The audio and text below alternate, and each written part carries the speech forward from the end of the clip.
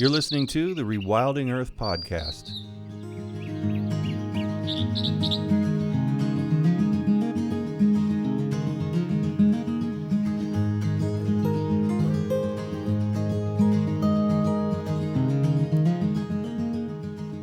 The Rewilding Earth podcast is supported by businesses such as Patagonia, Catula, and Biohabitats, as well as the Whedon Foundation and listeners like you. If you love the work that the Rewilding Institute is doing, please consider donating at rewilding.org. And be sure to sign up for our weekly newsletter while you're there. Not everything in the fight for wild nature requires conservationists to fight just to keep our heads above water in the hope that we can hang on until systemic change begins and we can take a breath. There are things we can do that don't involve always going on the defensive. In fact, it can be argued that if all we do is stick our fingers in each new hole that appears in a dike, we will ultimately drown. We also have to be proactive. We have to set the narrative. We have to fight for what we want, not just against what we don't. And that's why I'm excited for today's talk with a conservation legend who is going to show us all how it's done. I'm thrilled to end our year with a message of hope as well as a message about kicking ass for nature in 2020 and beyond. It's time to go on the offensive. Michael Kellett has been executive director of Restore the North Woods since co-founding the organization in 1992. In 1994, he developed the original proposal for a 3.2 million acre Maine Woods National Park, which laid the groundwork for the 2016 designation of Katahdin Woods and Waters National Monument by President Obama. Michael has helped in efforts to safeguard the legacy of Henry David Thoreau, including Walden Woods and the Thoreau birthplace, and to restore the eastern wolf, Canada lynx, and Atlantic salmon to the northeast. Michael previously worked for the Wilderness Society, helping to pass Michigan and Maine National Forest Wilderness Bills. He co-authored Massachusetts Bill H-897, which would protect all state conservation lands, covering 11% of the state as parks and reserves off limits to logging and other industrial development. He's also visited more than 250 national park system areas across the country. I really love the idea that there's somebody out there working on new things. And what I mean by that is the idea of creating new parks versus what most of us work on is stopping the loss of habitat, whether it's private or public land. Tell me more about what it's like to be a guy who's always looking at how can we create more tightly protected areas like this. Well, I got interested in national parks. My dad took us when I was a kid to Shenandoah National Park in 1966, I think it was, and it was like 101 degrees in Washington, D.C. We stayed there a couple days, and then he takes us up into the mountains to Shenandoah National Park, and it's cool, and it was raining a little bit, and then it cleared up, and I thought, wow, this is really amazing. But I was from Detroit, and we didn't have any national parks nearby. And then we traveled out west after that and visited national parks. And I thought, why can't we have national parks in Michigan and in the Midwest? Why, and to me, the more I looked at it, of course, it's an accident of history that we did, when the colonists came over, they just mowed down all the forests and turned them into farms and so forth without thinking about the long-term implications. And it wasn't until we got till about past the grasslands to the west, people said, oh, well, maybe we ought to hang on to a little bit of this land. And then we had the public domain, but then we still decided we were going to exploit that. And so the only places that really are not exploited, basically not at all for resources, are national parks and monuments and wilderness areas. And for some reason, we got the idea that those should be rare and unusual and only be in very extremely, like Grand Canyon or giant mountains or super special places. And to me, that's like saying libraries should be rare and unusual. We just can't afford to have too many libraries or museums. Oh, we got enough museums now. We don't need any more. We need to realize that national parks are super important for not just because of something like Old Faithful or whatever, which is great, but we're now realizing they're super vital for carbon sequestration, for forests and wetlands and grasslands that absorb and hold carbon to help fight climate change. They're really important for biodiversity. the most intact ecosystems left in the United States are basically including and surrounding big national parks or wilderness areas. Those are the most intact areas left because they've been protected. And then now we're realizing, in fact, that they're even more important for people than we used to think. Now we're beginning to realize that nature actually has a positive impact on people's health, mental and physical health. There's a concern about nature deficit disorder in people who don't have enough access to the outdoors. National parks are an antidote to that, and yet we don't have very many national parks near our big population centers where most of the people are. So there's a whole lot of reason to have more parks, and not very many good reasons not to have the parks. We know that they're good for the economy, and so what I did is I said, what's the potential for new national parks? And working with others, I assembled a list of about 500 areas at least, all across the country, every state, every territory, that could be new and expanded national parks. And these are not just crazy ideas. These are areas that really could qualify as national parks. So the main issue is that as you say, we've sort of assumed that pretty much we've designated all the areas that ought to be parks already, and there's not really much left except a few historic sites maybe or something.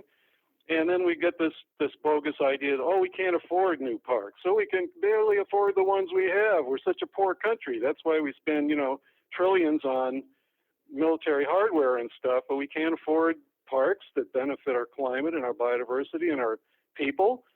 So I think we, the conservation community, need to realize this is a positive, beneficial thing we can do, and we can do it all over the country, and the public supports national parks. In fact, I don't know if you've seen, there's a Pew poll that's done every so often on public attitudes towards government, federal government, and they ask people their favorable or unfavorable ratings for federal agencies.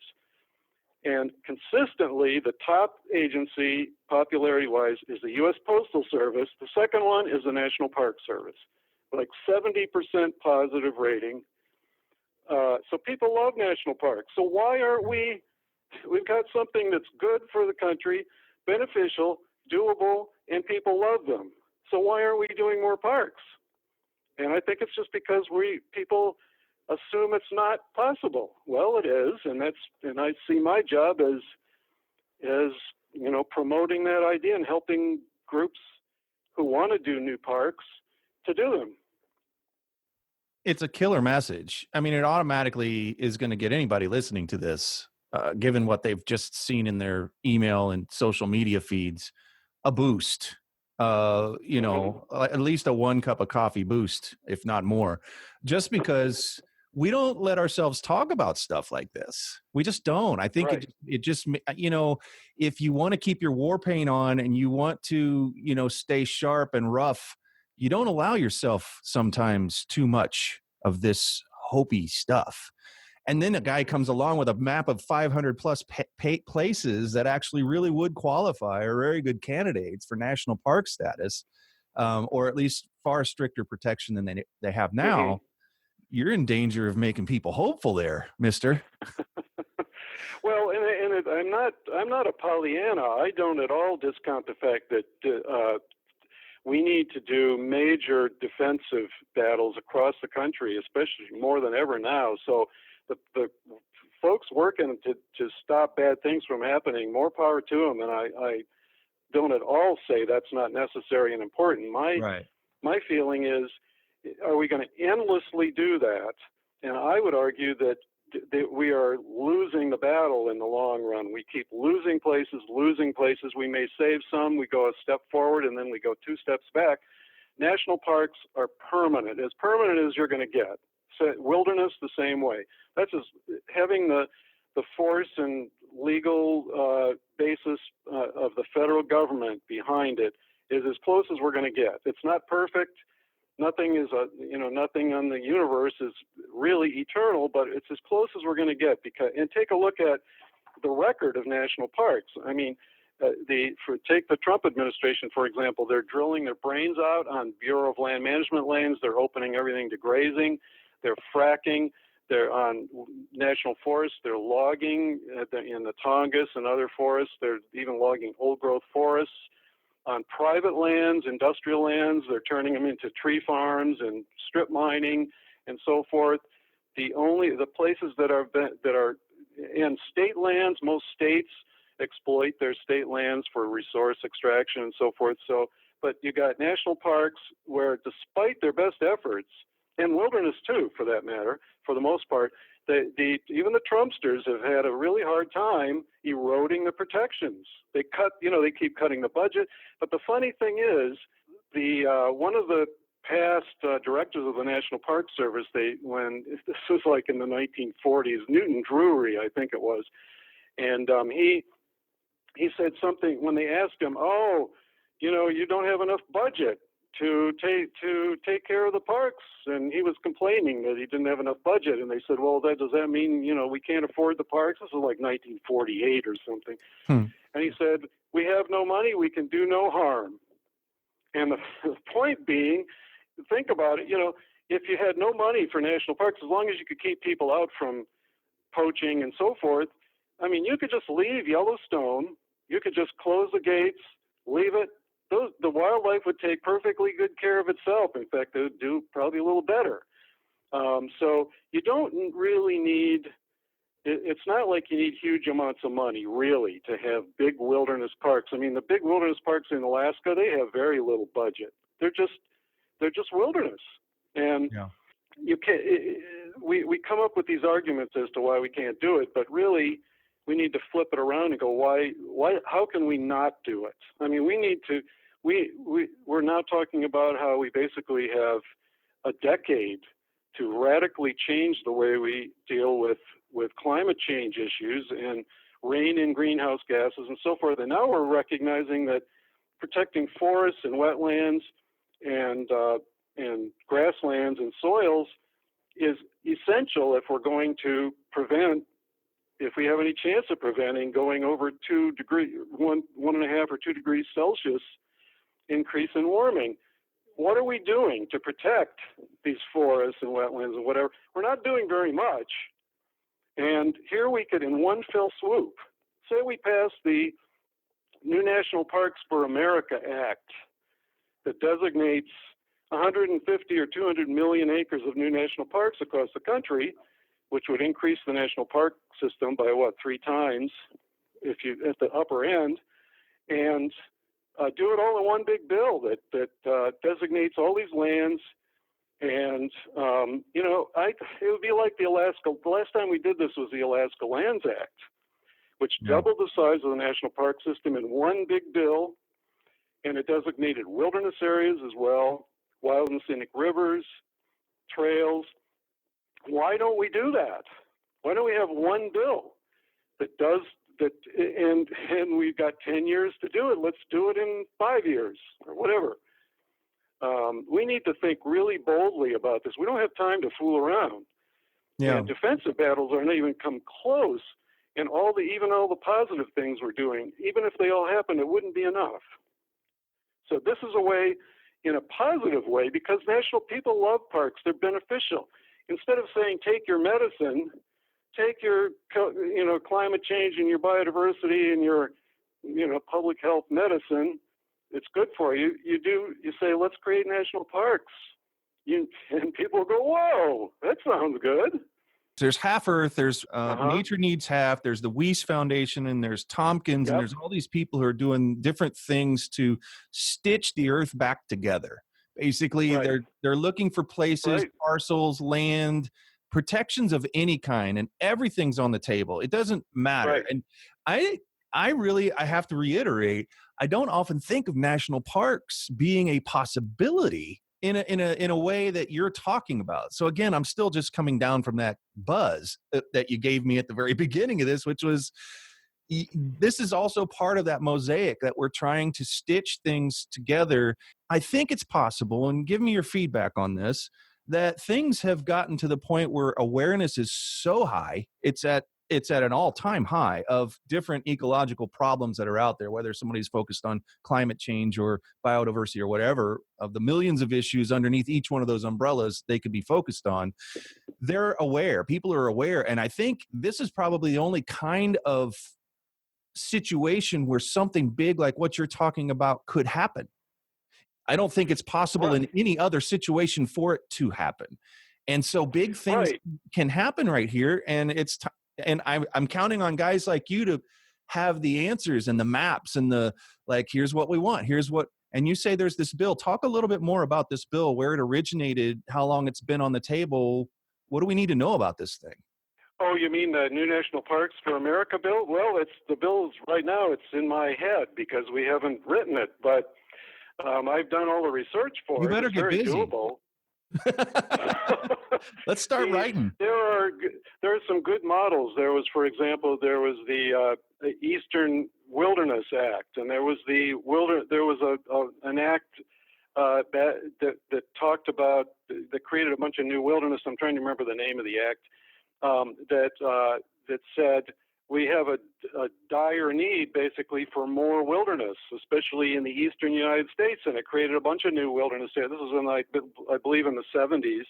And then the Alaska Lands Act was a huge thing, and that would be the model, is to do, it's, an omnibus federal bill. Yeah. And the thing is, what's interesting, looking at it, one thing I have the benefit of because I've spent all this time on doing it, and most people haven't, but there's actually a lot more going on out there than you would think in terms of groups either proposing new parks or dreaming of new parks or thinking, gee, a new park might be its solution, but what do we do? Because we don't know how to do it. We don't have any models to go by. Everybody tells us it's not possible. So I think a rising tide would lift a lot of boats if we start the ball rolling here. I mean, in the Maine Woods, for example, that national park, when we proposed a national park in the Maine Woods in 1994, there were no national park proposals out there. Other than there was one in the Sonoran Desert, which was a great proposal, and which still there are people who would like to do it. There were a couple other ones, but they weren't really active at that time to the extent that we were.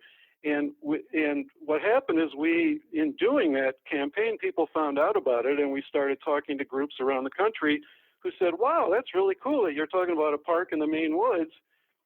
We have an area that might be a good park, and, we talk about it, and some of them ended up proposing parks. Most of them have not happened yet, although some of the areas had gotten other protection. But those people are still out there. And there are a lot of people, I think, who would be willing and interested in going for new parks if they thought, but they need to think it's possible. And of course, our opponents want them to think nothing's possible, and that the best they can do is some scrounging little tag end of, not complete destruction, only partial destruction.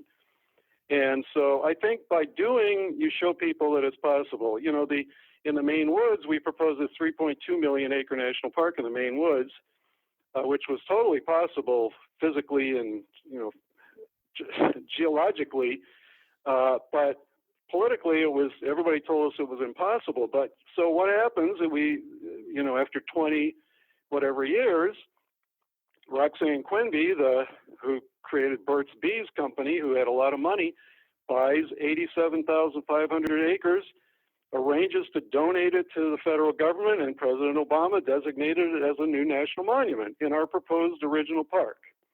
Now, if we had not proposed that park, I can guarantee that land would not have been protected. But today it's a national monument, and it needs to be expanded. But and interestingly, there was all this opposition. People said, "Oh, Mainers hate the federal government. You can't do it. Oh, they love logging. You can't do a park." But now that it's created, all the opposition has just dried up. It was created in 2016. The supporters are going, "Wow, this is amazing," and the local towns, all the businesses are going, "Huh, gee, we thought it was going to destroy everybody's jobs. People are going to be driven out of their houses, but actually my restaurant is getting a lot more business. And in fact, my house is worth more than it was because the property values are no longer dropping." And so it's like there's this no can do attitude that so many people have about big ideas. But when you show them that, you really can do it, they go, wow, of course I support that. I just didn't think it was possible. Man, there's still a lot of things that we could branch off. I'm so greedy. I'd love to stay at the 30,000 foot, view of this, but I want to talk about this bill a little bit more because I'm really interested in, and I'm sensing that there is momentum here with all the people that I talk to in the podcast and elsewise, and just a regular person like everybody else keeping up or trying to keep up with all the news out there. The half Earth stuff's really taking off. And everybody associated with, no matter what they call it, rewilders, everything, and people are starting to understand more complex things. They're being forced to. You can't. Like if you're an online magazine and you make your living getting clicks on your articles, you can't keep running the same article about basic climate change. You're going to have to start talking about science in a minute. And that's true for every other conservation topic out there. So what's happening inadvertently here is that the public's getting a bit more educated, not as fast as we would like, and not, but it's happening, and in a really, really big way. And so there are some things that I want to talk about, like, so you have a ready to go Maine Woods National Park. Like, you guys have been studying that. You've been talking about that.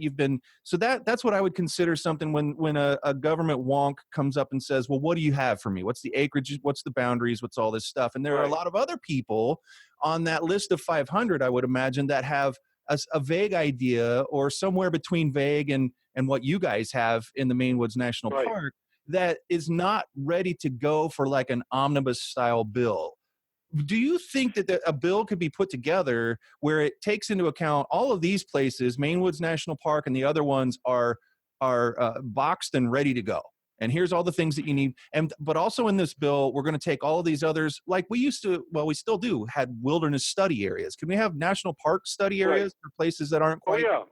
Officially, you're supposed to do a National Park Service study before to take a look at a proposed area and say whether or not it qualifies. In reality, as you know, Congress can do whatever it wants. And so there are some parks that were created. The Congress, for whatever reason, they decided to create the park. And in fact, a few places, the National Park Service didn't want to do it because in the past they thought, oh, well, we can't afford to have too many parks. Well, still now they're back to that. Can't afford so many parks. We can't manage them. So we have. So they said, for example, oh, we already have one big Cascades volcano. We got Mount Rainier. So why do we need Mount St. Helens, Mount Hood, Mount Shasta, Mount Adams? We don't need those. We already got one. And, they did that all over the country, and there were loads of places like that should have been parks in the first place. So there, a number of like Mount Hood. There's a website right now that has a proposal to turn the Mount Hood National Forest into a national park, which it fully should be. On the other hand, there's Okmulgee in Georgia, which is now a small national historical park, but there's a proposal to expand that to go down the river corridor and include a bunch of wildlife areas and existing public lands and create a full national park. And that's a region that doesn't have very many national park areas. So that's pretty much ready to go. You've got areas like in the Southwest in California. There's a proposal to the Santa Ana Mountains and part of the Cleveland National Forest in the Palomar Mountains. There are proposals to create a national monument or a national park there. There's a proposal to expand the Santa Monica Mountains National Recreation Area near LA to include the rim of the valley area. That should be upgraded to a full national park. There's a proposal to upgrade Glen Canyon National Recreation Area into a full national park and include Bureau of Land Management lands around it that are not protected. And it's especially timely because with the drought in the Southwest, Lake Powell is shrinking, and there's a proposal to bypass Lake Powell and bypass Glen Canyon Dam and drain Lake Powell and turn it, and allow it to restore itself and have a restored Glen Canyon. So there's a proposal to designate land between the lakes National Recreation Area in Kentucky and Tennessee, which is now a U.S. Forest Service National Recreation Area, which is just grossly mismanaged. They do logging, they do all kinds of artificial manipulation. They have a pen with bison in it. It's really bad. But it's a beautiful, diverse forest, and it could be in a place that doesn't have very many national parks. There are places like the North Cascades National Park, which is proposed for an expansion. There's a proposal that Sierra Club has talked about to expand Delaware Water Gap National Recreation Area in New Jersey and Pennsylvania to include a bunch of state lands that surround it and connect it all together into a much bigger ecosystem. And that's only about an hour drive outside New York City. New York City doesn't have any major big national parks right nearby. And I could go on and on. One other thing I don't want to forget is you talk about half Earth. E.O. Wilson, who's sort of the most prominent purveyor of that and champion of that, he grew up in Alabama, outside Mobile, Alabama, and one of his favorite places is the Mobile-Tensaw Delta, which has been proposed as a national park. Mm-hmm. And I talked with him just recently, actually, because he has endorsed our bill in Massachusetts to designate state lands as parks and reserves. And I said, we'd like to help you turn Mobile-Tensaw into a national park. And he said, oh, that's great. Let's talk. I'd be glad to work with you on that. That's So there's stuff all over the place. There's so much potential. You're listening to the Rewilding Earth podcast. Did you know we also publish insightful and inspirational content from leading rewilding scholars, poets, artists, and organizers from around the world? You can visit rewilding.org and sign up for our weekly digest to receive brilliant, fresh insights on everything rewilding. You'll find over a decade of articles and news from the front lines of wildlands protection and all kinds of restoration efforts. Check us out at rewilding.org, and don't forget to share it with friends. Okay, so to recap, this is so exciting. Yeah. I'm sensing what listeners are thinking about right now, and I think I know. It's exciting. We don't get to talk about stuff like this enough. I think I've said that like 20 times already, but it bears repeating. It's really exciting. I think of the fell swoop idea, the omnibus type thing. There are a lot of people like you actually out there who have a really good handle on. I mean, Dave Foreman can just go for hours listing off all the places. Yep. I mean, he's done a complete survey of all the big wild areas of the United States and beyond. Right. In cases, and there are a lot of people who can do this, and I wouldn't think that it would take too much. Laughing, because it does take an awful lot to get the bill drafted and all that, but it's not for lack of resources and people knowing what's on the ground. It's just that people have been really afraid to talk about that kind of stuff. They're always over here putting fires out. It's like, oh, yeah, that ought to be a national park, by the way, and then they get back to work. And so we've got an economic incentive, property values in the surrounding communities stabilize or even go up. All the other things that we're trying to do, it seems like this is the time in history where this really, really, really needs to happen, and is probably the most possible that it could. Yes, and we have, and the other thing that we have perversely, unfortunately, in our favor is that we have places all across the country that are being highlighted now because they are under attack by frackers and loggers and pipelines and overgrazing. And all kinds of destructive uses. I mean, you can break it down into different sorts of things. For example, there was just a scientific paper just came out that said if we protected the most intensely carbon-rich forests in the Pacific Northwest, especially in the Cascades, but also in the coastal range, it would have a huge positive impact on storing carbon and mitigating climate change. Well, there are a number of areas all along there that could be new national parks. Bam, you automatically stop, you get rid of logging and you're protecting the forest. Look at Alaska, just as a microcosm, you got Arctic refuge with drilling and so forth. You got the petroleum reserve to the west. If you put those two together as a big national park, it would be 42 million acres. 42 million Wow. acres, which is probably the largest park on the planet, and it's almost all pristine wilderness. Why aren't we talking about that? Why are we fighting to stop drilling on this little coastal plain, which we should be, but why aren't we thinking? And then the whole Western Arctic is almost completely being ignored, and they're going after that big time. I think I know why. You got the Tongass National Forest, exactly, which is one of the largest stores of carbon, with old growth forests that are being logged, and they're going to increase the logging. That ought to be a national park. Let's make the whole thing a national park. Why are we talking about little scraps? Then you got Bristol Bay, which is they want to build a strip mine for metals in the watershed of one of the most important salmon watersheds on the planet. Why don't we create a giant national park that takes in both the land and Bristol Bay itself? Make that a whole big national park. I mean, we're here we are just fighting these little wars against and we let the developers take the first plunge. They come up with their proposals and their efforts, and then here we are backing up. Oh, wait a minute. Please don't destroy that. Why aren't we the ones who have our grand plan and we go, here's how it ought to be? Yeah. Well, I was going to say, because I've seen in several cases where we were only able to get wilderness area study status.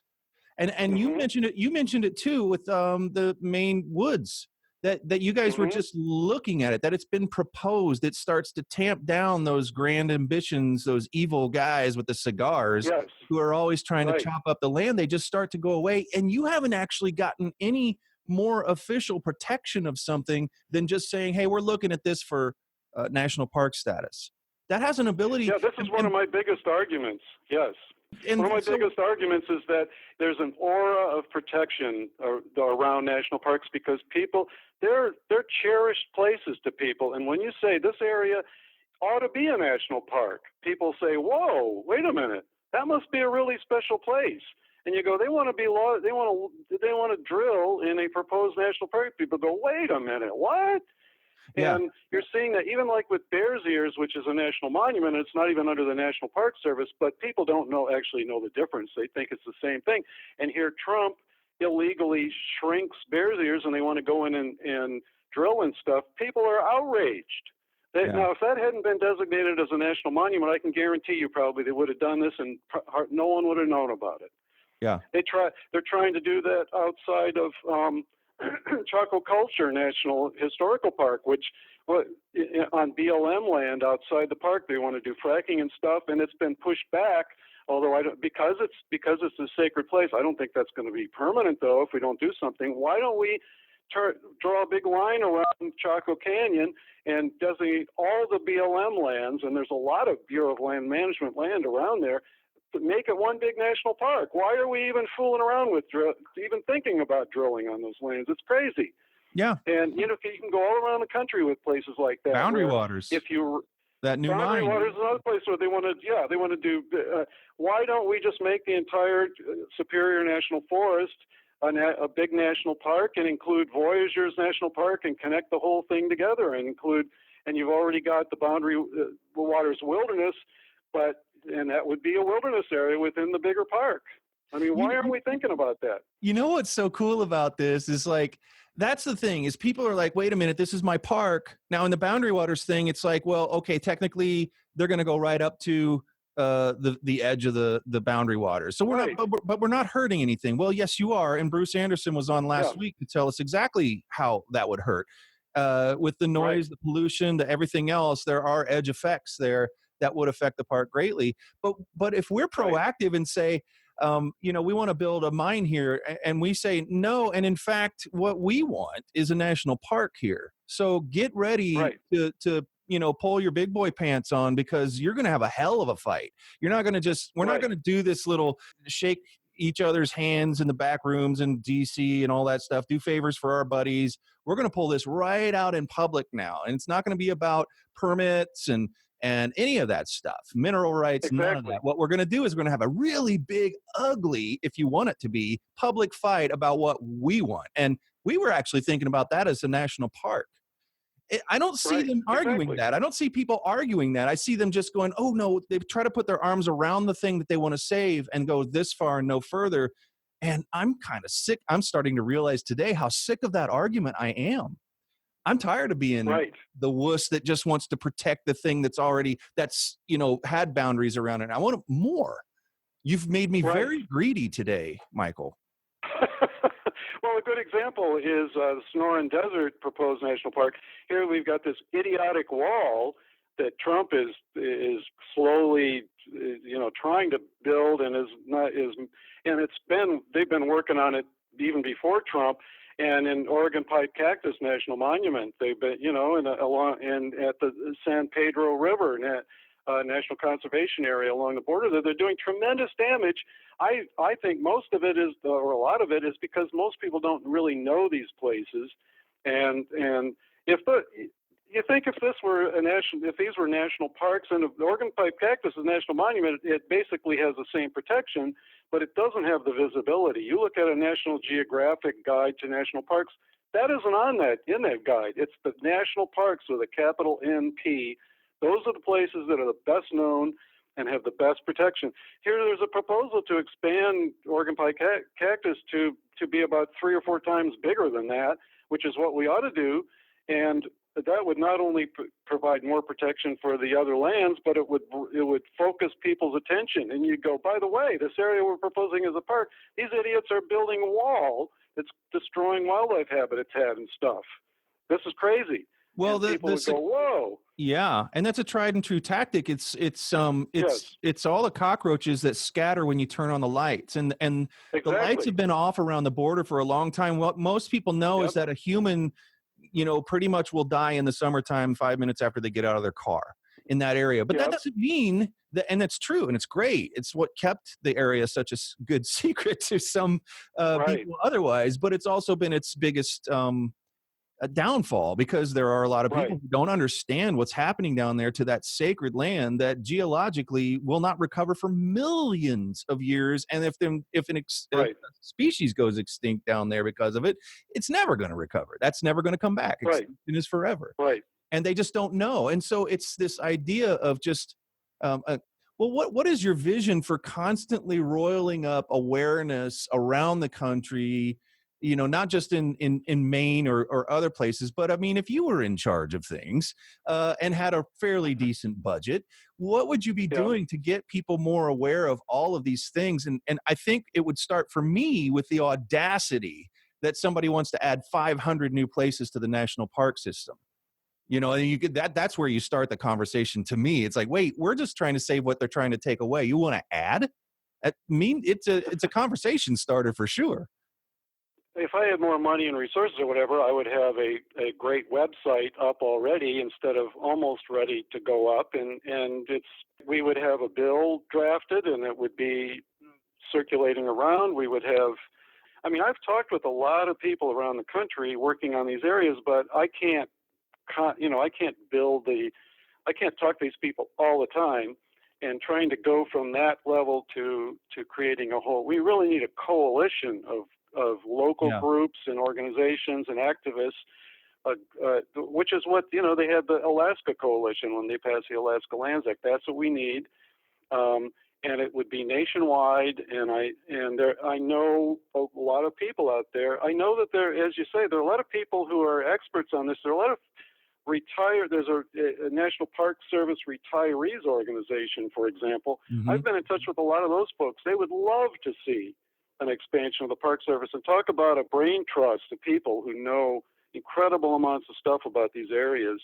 And the other thing is I'm working on a brochure, which is long overdue, that's going to look like a National Park Service brochure, but it's going to have our map of the top 100 areas, and it's going to talk about this issue. And that's what we did with our Maine Woods National Park. We created this faux National Park Service brochure. So part of it is just to get people to sort of envision it.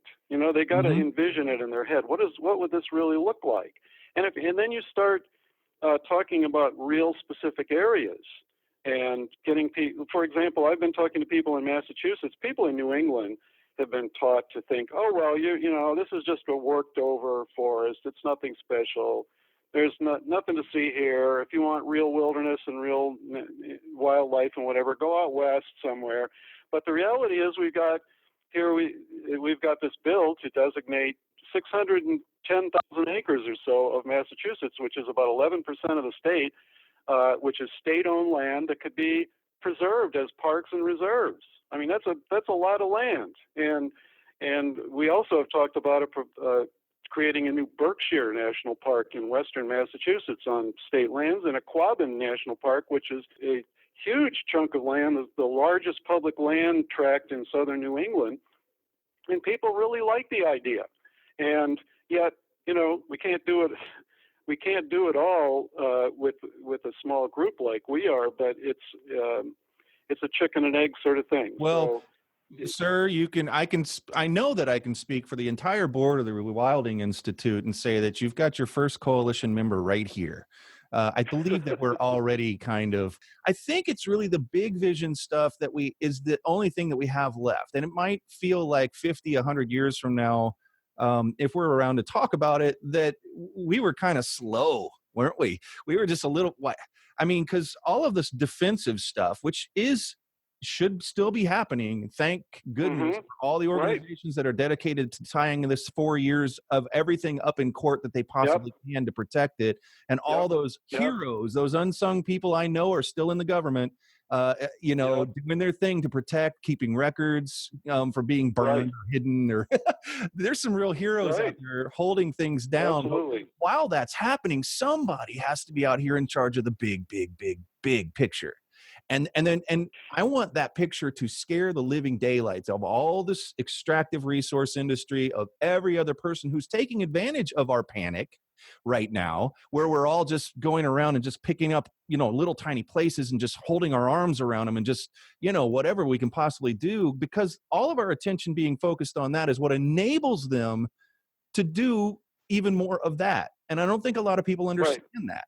In a sense, right, and in fact, it's an opportunity to grab the attention of the public, and because I think the public is on our side. It's just that they don't know, and even if they do know about the problems, they don't know what they can do about it. And yet here we are. We've got areas. I've got my top 100. I've got there's at least one area in every single state, and Hawaii, and including Hawaii and Alaska, and also Puerto Rico. Every place in the country, there's a potential new or expanded park. It's not like, oh, we're leaving you out. You got second-rate stuff or whatever. Sorry. No, in fact, there's an area that's straddling Rhode Island and Connecticut, the Wood and Pawcatuck watershed, which is the largest tract of pretty much intact forest between New York City and Boston along the coast. It's very biodiverse, even as it is, which is damaged, and they're logging it. But here you got a place that could be a park. So every place in the country, there's a potential to do something, and it's positive. So we can say, look, here's something for your part of the country that you can help to do.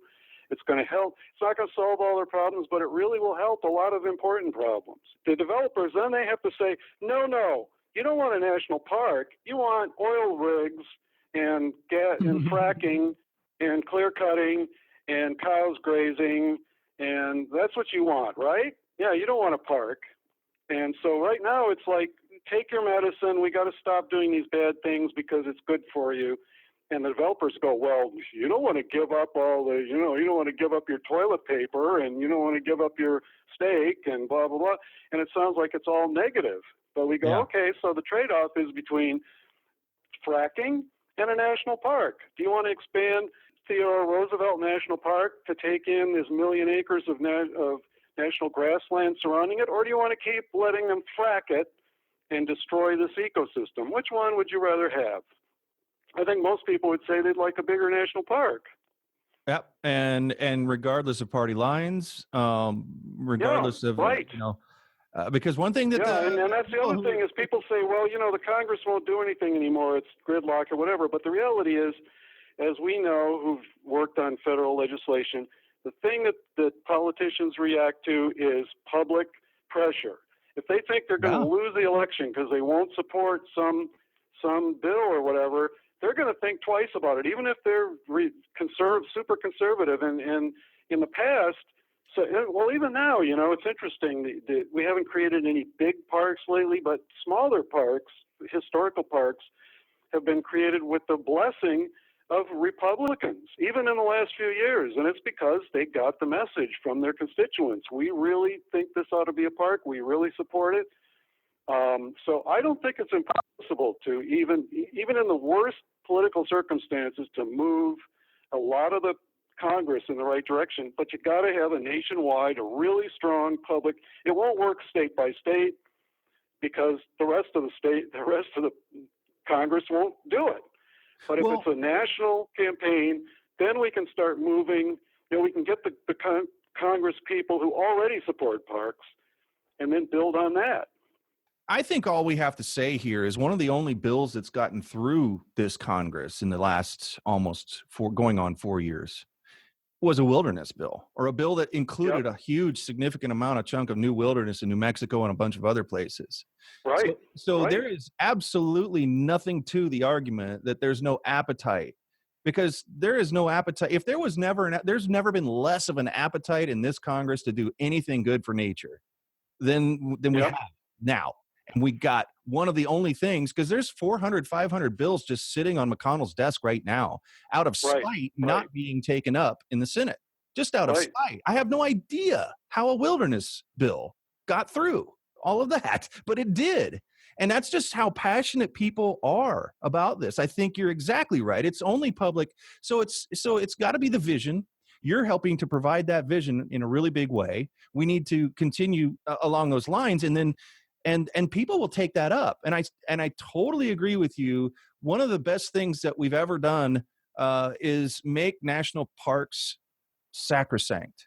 They are the pinnacle of absolute everybody. There's nobody that looks at them negatively, right? Everybody knows what to think when you say national park. And if you go up to that level, that view, and just start from there, so many other things get protected. It's like like an umbrella species for protections, because if you can't get a certain area as national park, it might become wilderness. If you can't get it, it might become a monument or a wildlife, whatever it might be. If you shoot for the top, you're going to get something. And with this public that's what happened in the North Cascades, is that they originally proposed a much larger North Cascades National Park. They didn't get the whole thing, but then they designated wilderness areas around it. And so actually most of the original proposed park is protected, not all of it, and they want to expand it. And then you got Yellowstone, which, even though we ought to be expanding Yellowstone. I don't know why we are not talking about expanding Yellowstone 3 or 4 times the size it is. So here we are trying to save bison that leave Yellowstone. We're worried about grizzly bears, where they have a core habitat in Yellowstone and they get shot if they go outside. We're worried about pronghorns, which migrate. We're worried about wolves. If we expanded Yellowstone, we would take care of all those species. Now, it wouldn't solve all the problems, but you would have a much bigger core habitat for these species automatically. Why are we not talking about that? I mean, it's that you can hunt wolves in Forest Service wilderness areas right outside Yellowstone National Park. Wolves can be shot if they wander out of the park into a wilderness area. Even there's still, so it's even that's not full protection. So we ought to be. You solve so many problems when you create a national park that it's a neat, clean. One reason we originally thought about it is everybody knows what a park is. Everybody has a positive opinion. You know what you're getting. You know what, and it's accepted. Even conservative. Look at Utah, for example. This right-wing Utah congressional delegation, which has helped, tried to gut the national monuments or whatever. They haven't touched the national parks. Sure, they've tried to have more private industry, private commercial stuff or whatever. But you may remember that during the shutdown, when they shut down all the parks, the Utah legislature put up money to keep the Utah parks open because they were so important to the economy. So even in the most conservative places, national parks have a magical quality, and we're just not using that. I don't know why. It's like you have this great tool and you just aren't using it. I think we get distracted. It's kind of like being in that money machine on the old game shows where they put you in and they turn it on and the money starts flying around and everybody would come out of there with like $3, but there was like $1,000 in there. And I think we're doing that right now with all of the issues. Everything's coming unraveled. That's one of the reasons I think that rewilding really works and speaks to people, because we talk about Mm-hmm. things on a really big scale. We talk about the whole sweater and not just one little thread of it, because then the sweater Right. starts to fray all over the place, and we're trying to put all our fingers in all of the dike holes, instead of just going, we really just need to work on this dike all together and stop messing with all of these little holes, because we're never going to be able to plug them all. Right. And mentioning rewilding is I'm glad you mentioned that, because one of the advantages of national parks, there are some people in our movement, and bless their hearts, they have the best of intentions. They go, oh, well, I'd rather have wilderness than national parks because national parks can get loved to death and whatever. And I would argue that that's actually only a tiny portion of the parks, but say that's true. The reality is wilderness can only be designated on lands that are roadless and substantially appear to be unchanged by humans, and so most of the American landscape can't qualify as wilderness, even most of our public lands. National parks can be designated on areas that have been severely degraded. Shenandoah National Park was basically farmland, mostly farmland and woodlots and stuff when it was designated. And much of Great Smoky Mountain National Park, Big Bend was a bunch of ranch land that had been degraded and is still recovering. So we can designate wilderness and then surround it with these recovery areas all in one big national park. I mean, that's something no other kind of land management tool can do that the way national parks can. And that's, if we're going to have any serious big protection, especially in the East, we need restoration and recovery and rewilding, and a national park is really the best single way to do it, because you just draw a line around it and you say, this is going to be the future wild area. This is, we're going to let this area alone. We're going to let it recover. Someday it's going to be a beautiful wild land.